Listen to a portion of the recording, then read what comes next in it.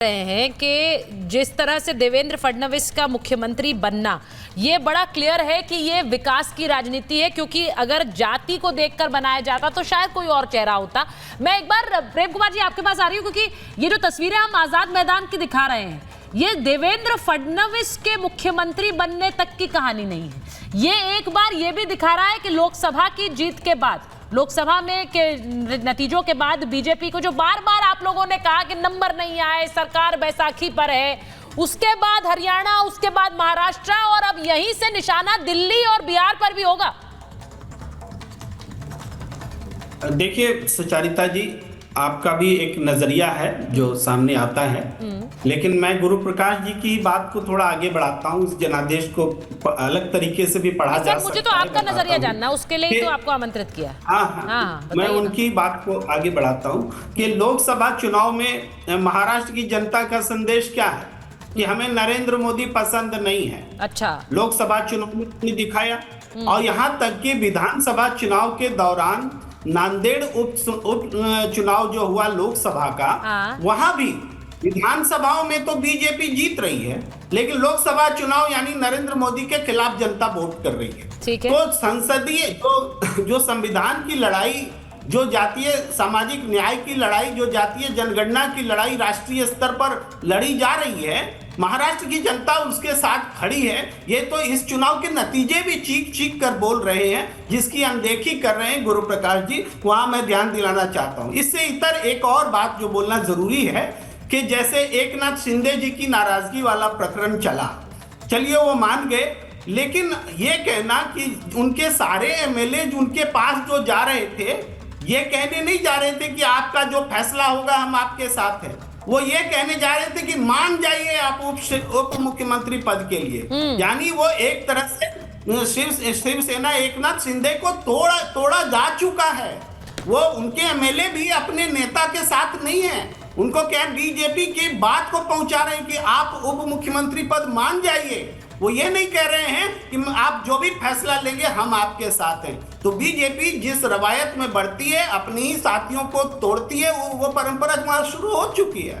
जी नहीं सर, अगर प्रेम कुमार जी आपके हिसाब से अगर मैं इस वाली एनालॉजी पर जाऊं तो इसका मतलब ये है कि जहां जहां पर कांग्रेस हरियाणा में हारी, इधर हारी महाराष्ट्र में, तो वहां पर पार्टी टूट जाएगी, क्योंकि हार के साथ तो कोई खड़ा नहीं होना चाहता है और हर कोई सत्ता में रहना चाहता है। तो सत्ता में रहने का लालच अगर ऐसा है तो फिर तो पार्टियां टूटने लग जाएंगी। हार गई पार्टी, टूट के विधायक चले जाएंगे दूसरी पार्टी में, कहेंगे हम तो सत्ता में रहना चाहते हैं इसलिए हम इसमें चले जाते हैं। तो ये वाला लॉजिक सर मुझे समझ नहीं आता। लेकिन आपने एक बात कही, आपने कहा कि बीजेपी को और मोदी को नकारा लोकसभा के बाद। सर मैं एक मिनट आपकी बात को मैं एक बार, कोई लॉजिक नहीं दिया। अच्छा, आपने ऐसा लॉजिक ही नहीं दिया, ठीक है, मैं वापस आ रही हूँ आपके पास। जो आपने लॉजिक दिया, मैं एक बार कृष्णा हेगड़े जी से पूछ लेती। कृष्णा हेगड़े जी क्या ऐसा ही है? वो कह रहे टूटने वाली थी पार्टी, इसलिए एकनाथ शिंदे को मजबूरी में डिप्टी सीएम पद स्वीकारना पड़ा।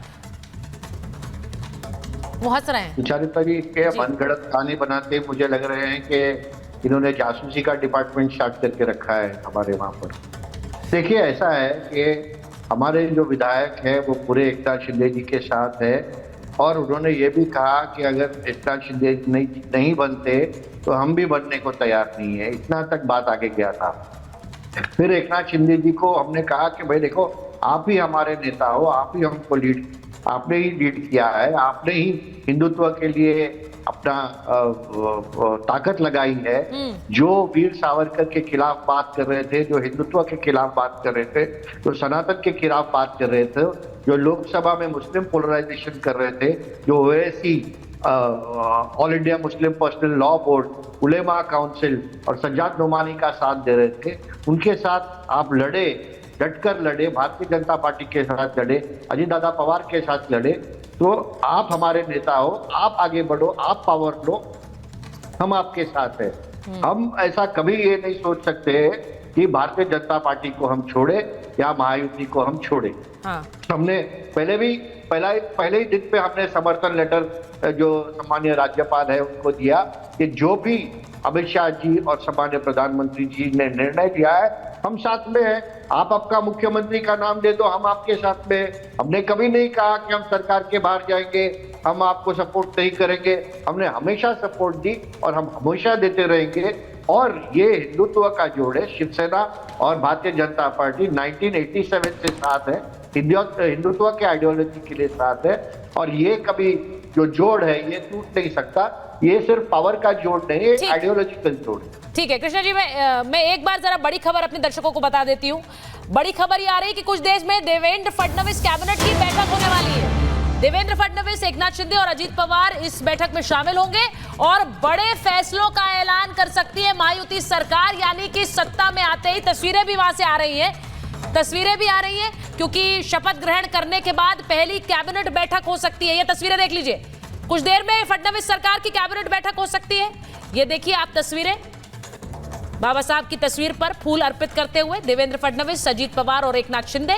और यहां अब पहली बैठक के बाद कोई बड़ा ऐलान देवेंद्र फडणवीस कर सकते हैं, यानी कि महायुति की सरकार की तरफ से किया जा सकता है। आपको याद होगा कि ये एक जो चुनाव में वादे किए गए उसे लेकर भी देवेंद्र फडणवीस ने कहा था कि हम एक एक वादा पूरा करेंगे। तो आज सरकार के शपथ ग्रहण के बाद पहला ऐलान क्या कर सकते हैं, इसको लेकर कोई अटकलें हैं चंद्रप्रकाश जी?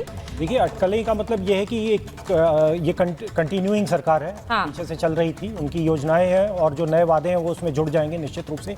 एक बात जो अभी कही जा रही थी कि इनका अपमान हुआ एकनाथ शिंदे का और उनको हटा दिया।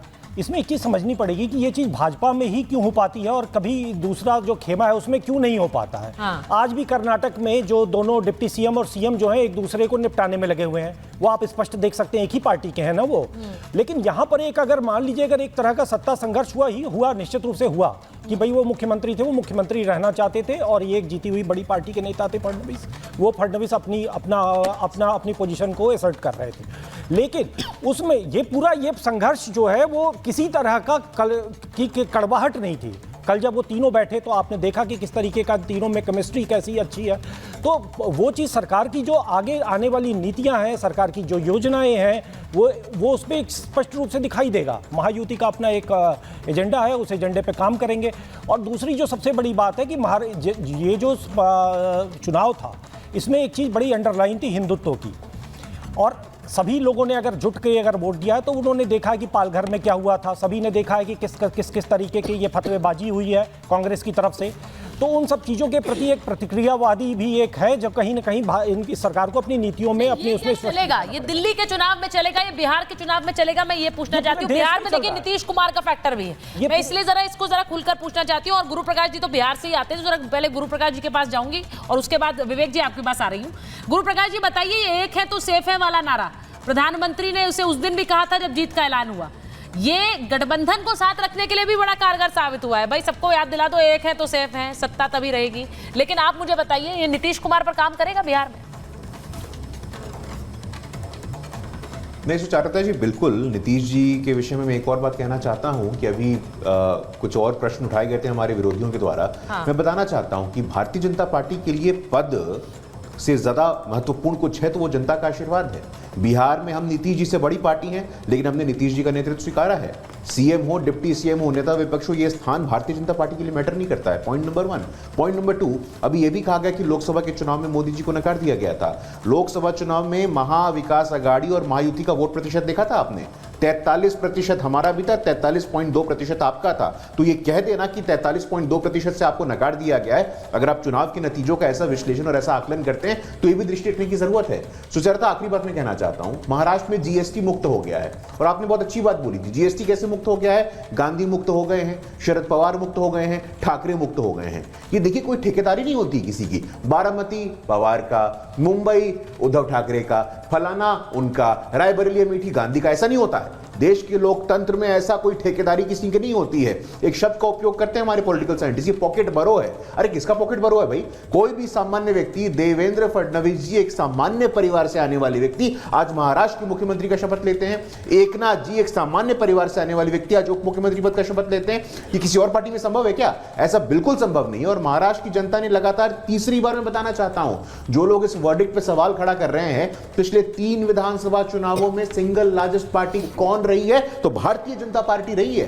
और इस मैंडेट को हाईजैक किसने किया था, इस मैंडेट के साथ दगाबाजी किसने की थी, तो महाविकास आघाड़ी ने की थी। तो हमें किसी से प्रमाण पत्र लेने की जरूरत नहीं है। जहां तक हमारा नारा है, एक है तो सेफ है, प्रधानमंत्री जी ने कहा है, वो हमारे गठबंधन के लोगों और गठबंधन का पूरा सम्मान है। मैं पुनः अटल जी पे वापस जाना चाहता हूं। अटल जी ने कहा था गठबंधन धर्म के समान है।